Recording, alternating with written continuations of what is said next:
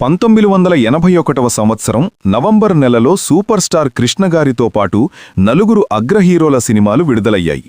వాటిలో ఏ సినిమా ఘన విజయం సాధించింది, ఏ సినిమా పైచేయి సాధించిందో ఈ వీడియోలో తెలుసుకుందాం. ముందుగా మెగాస్టార్ చిరంజీవి గారి 47 రోజులు సినిమా కోసం చెప్పాలంటే ఇది 47 రోజులు నడిచే కథ. కె. బాలచందర్ దర్శకత్వం వహించారు. 1981 నవంబర్ తేదీన విడుదలైన ఈ సినిమా ఏకకాలంలో తమిళంలో కూడా 47 నాట్కల్ పేరుతో నిర్మించారు. నటి సరిత అతిథి పాత్రలో నటించింది. ఈ చిత్రం శివశంకరి రాసిన తమిళ నవల ఆధారంగా రూపొందించారు. ఇది చిరంజీవికి తొలి తమిళ చిత్రం. కుమార్ అంటే చిరంజీవి, వైశాలి అంటే జయప్రద. ఆమెని పెళ్లి చేసుకుని ప్యారిస్ నుండి 30 కిలోమీటర్ల దూరంలోని ఫెరోల్స్ అనే చోట ఉన్న ఒక భవంతికి తీసుకువెళ్తాడు. ఆమెకు ఫ్రెంచ్ గాని ఇంగ్లీషు గాని రావు. కుమార్ అప్పటికే ఒక ఫ్రెంచ్ స్త్రీని పెళ్లి చేసుకుంటాడు. మొదటి భార్య లూసా, ఆమె ప్యాట్రీషియా పై అంతస్తులో నివసిస్తుంది. అతను తన భార్యలిద్దరినీ మోసం చేస్తాడు. లూసా స్నేహితురాలిని వైశాలికి, వైశాలి తన చెల్లెలని లూసాకి చెప్తాడు. చివరికి వైశాలి అసలు సంగతి గుర్తించి అతడికి రెండవ భార్యగా కాని ఉంపుడుగత్తిగానో ఉండకూడదని నిశ్చయించుకుంటుంది. తన భాష తెలిసిన వారెవరూ ఆమెకు తెలియదు. తప్పించుకోవడానికి తనకు ఎవరు సహాయపడతారో తెలియదు. మానసిక దౌర్బల్యంతో ఉన్న సోదరిగా నటించమని కుమార్ ఆమెను హింసించి బెదిరిస్తాడు. మనుషులు ప్రవర్తించలేని విధంగా శాడిస్టిక్గా ప్రవర్తిస్తాడు. అతను తన సిగరెట్టుతో ఆమె వేళ్లను కాలుస్తాడు. ఆమె అరచేతిని పొయ్యిపై పెట్టి కాలుస్తాడు. తనతో పడుకోవడానికి ఇష్టపడనందున ఆమెను ఒక పాన్ ఫిలిం చూడటానికి తీసుకువెళతాడు. కుమార్ వైశాలితో చేస్తున్న దురగతాలన్నీ ఒక పిక్ పాకెట్ రమాప్రభ చూసి ఆమెకు సహాయం చేయగల శంకర్, శరద్బాబు అనే భారతీయ వైద్యుడి గురించి చెప్తుంది. ఈలోగా వైశాలి గర్భవతి అవుతుంది. లూసీ తన మోసాన్ని కనుక్కుంటుందేమోనని కుమార్ భయపడతాడు. అతను వైశాలికి అసురక్షితమైన అనాగరికమైన గర్భస్రావం చేసేందుకు బలవంతంగా ప్రయత్నిస్తాడు. డాక్టర్ శంకర్ ఆమెను రక్షించి లూసాకి కుమార్ వ్యవహారం గురించి అంతా చెప్తుంది. లూసా తన ఉంగరాన్ని నదిలోకి విసిరి వారి వివాహాన్ని ముగిస్తుంది. డాక్టర్ శంకర్ వైశాలిని తిరిగి భారతదేశానికి తీసుకువస్తాడు. ఈ సినిమాలో చిరంజీవి గారు పూర్తిగా నెగటివ్ షేడ్స్ ఉన్న పాత్రలో ఆకట్టుకునే పర్ఫార్మెన్స్ ఇచ్చారు. నవంబర్ నెలలోనే రిలీజైన మరొక చిత్రం విశ్వనాయకుడు కమల్ హాసన్ గారు శ్రీదేవి గారితో జంటగా చేసిన చిలిపి మొగుడు సినిమా. 1981 సెప్టెంబర్ 4న విడుదలైన Telugu dubbing cinema. Bhargava Vittal combines పథకంపై ఎస్. గోపాలరెడ్డి నిర్మాణ సారథ్యంలో రంగరాజన్ దర్శకత్వం వహించిన ఈ చిత్రంలో కమల్ హాసన్, శ్రీదేవి, దీప నటించగా ఇళయరాజా సంగీతమందించారు. నవంబర్ నెలలోనే రిలీజైన సూపర్ స్టార్ కృష్ణగారి super duper hit cinema Mayadari Alludu. Super star Krishna కథానాయకుడిగా, అందాలతార జయప్రద కథానాయకిగా జీవీకే ప్రొడక్షన్స్ బ్యానర్పై నిర్మాత నవభారత్ బాబురావు నిర్మించిన హిట్ చిత్రం మాయాదారి అల్లుడు. కెఎస్ఆర్ దాస్ దర్శకత్వం వహించిన ఈ చిత్రం 1981వ సంవత్సరం నవంబర్ నెల 12వ తేదీన విడుదలైంది. సత్యనారాయణ, శ్రీధర్, గిరిబాబు, అల్లు రామలింగయ్య, రాజబాబు, జగ్గయ్య ఇతర ముఖ్య పాత్రలలో నటించారు. మాటలు పాటలు ఆచార్య ఆత్రేయ అందించిన ఈ చిత్రానికి జెవి రాఘవులు సంగీత సారథ్యం వహించారు. దొరలాగా వచ్చాడు దొంగ, చుప్పనాతి సుందరాంగి అనే 2 పాటలు మంచి ప్రేక్షకాదరణ పొందాయి. ఈ చిత్రం హీరో కృష్ణ నటించిన 185వ చిత్రం కాగా హీరోయిన్ జయప్రద కృష్ణకు జోడీగా నటించిన 23వ చిత్రం.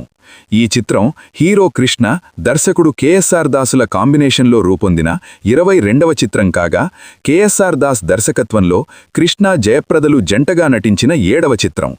ఈ సినిమా రికార్డ్ వసూళ్లతో దూసుకుపోయి ఈ సినిమాతో పాటు అదే నెలలో రిలీజైన మిగతా సినిమాలన్నింటినీ వెనక్కి నెట్టి టాప్ గ్రాసర్గా నిలిచింది. చిత్తూరు పట్టణంలోని ఎంఎస్ఆర్ మూవీల్యాండ్లో మొదటి వారం 52,000 రూపాయలకు పైగా వసూలు చేసి అప్పటికి Chittoor town all time record create చేసింది. తణుకు పట్టణంలో వెంకటకృష్ణ థియేటర్లో మొదటి వారం దాదాపు 40,000 రూపాయలు వసూలు చేసి థియేటర్ రికార్డ్ మరియు టౌన్ రికార్డ్ క్రియేట్ చేసింది. గుంటూరు పల్లవి థియేటర్లో మొదటి వారం దాదాపు 83,000 రూపాయలు వసూలు చేసి గుంటూరులో అప్పటికి ఆల్ టైమ్ రికార్డ్ క్రియేట్ చేసింది.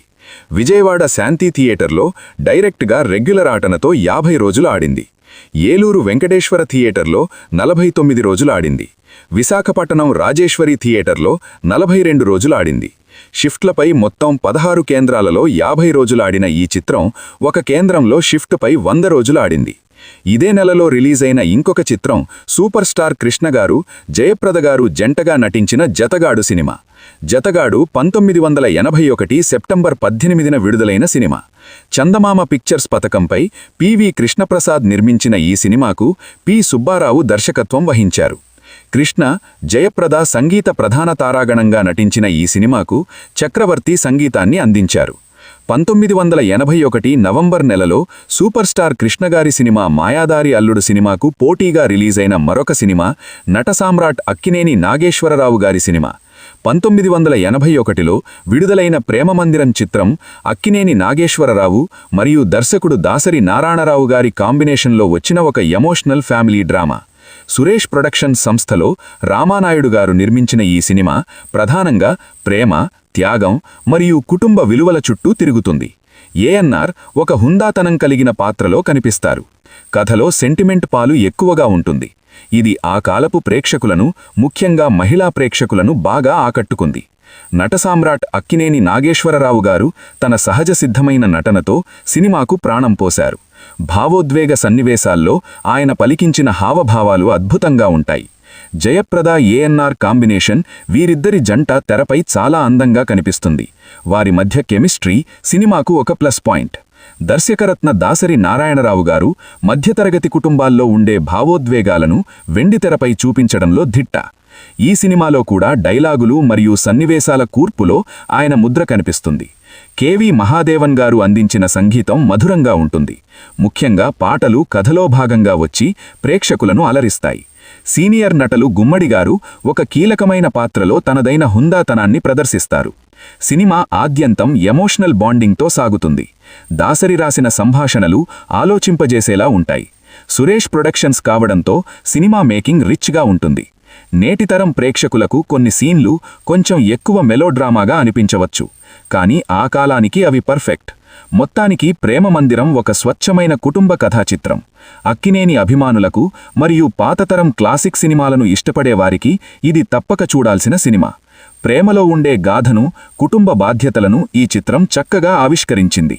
Cinema బాగున్నప్పటికీ super star కృష్ణగారి cinema Mayadari అల్లుడు పోటీ వలన కలెక్షన్లు కురిపించలేక అక్కినేని సినిమా చతికిలబడింది. ఆ విధంగా 1981 నవంబర్ నెల సూపర్ స్టార్ వశమైంది. సూపర్ స్టార్ కృష్ణగారు నటించిన పలు సినిమాలు తెలుగులో కొత్త సాంకేతికతలు, కొత్త జానర్స్ పరిచయం చేశాయి. తెలుగులో తొలి జేమ్స్ బాండ్ సినిమా గూఢచారి 116, తొలి కౌబాయ్ సినిమా మోసగాళ్లకు మోసగాడు, తొలి full scope cinema Alluri Sitaramaraju, తొలి 70mm సినిమా సింహాసనం వంటివి కృష్ణగారు నటించిన సినిమాలే. వీటితో పాటుగా పండంటి కాపురం, దేవుడు చేసిన మనుషులు, పాడి పంటలు, ఈనాడు, అగ్నిపర్వతం వంటి సూపర్ హిట్ సినిమాలు ఉన్నాయి. ప్రధానంగా 1976 నుండి 1985 మధ్యకాలంలో కృష్ణగారి కెరియర్ అత్యున్నత దశకు అందుకుంది. 1964 నుండి 1995 వరకు కృష్ణ సగటున 10 ఏళ్లకు 100 సినిమాలు, అంటే ఏడాదికి 10 సినిమాల చొప్పున 300 సినిమాలు పూర్తి చేశారు. ఇందుకోసం 3 షిఫ్ట్ల చొప్పున వేగంగా సినిమాలు పూర్తి చేసేవారు. తాను BA చదువుతున్న రోజుల్లో ఏలూరులో అక్కినేని నాగేశ్వరరావు గారికి జరిగిన సన్మానం, దొరికిన ప్రజాదరణ చూసి సినిమా రంగంలోకి రావాలని నిర్ణయించుకున్న కృష్ణ అత్యంత వేగంగా తాను ఆశించిన ప్రజాదరణ సాధించారు.